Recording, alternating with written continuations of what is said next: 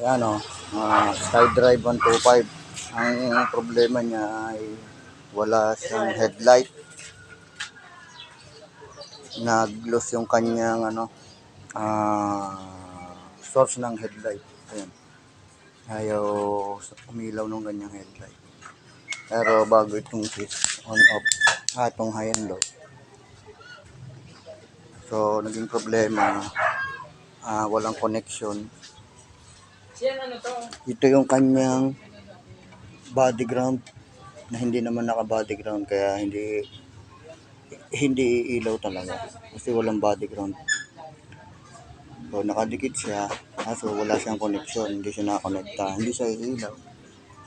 Ang mangyayari nito, ito na lang ang lalagyan ko ng switch ng on off, itong kanyang body ground. Kukuha ako ng isang linya na ground para umilaw siya, magkaroon ng source ng supply. Ayan.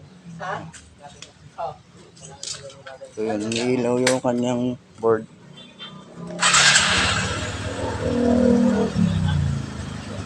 Ayan na. High and low. High and low function. Ayun. Mangyayari, lalagyan ko siya ng switch ng on off. On off switch. Yan. Para, kasi automatic headlight on. Aho. Ang design nito, wala siyang on off.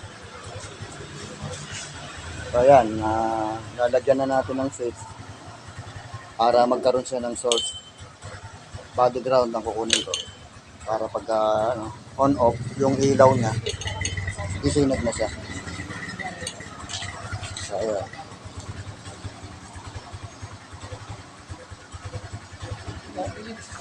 Ito yung SkyDrive 125.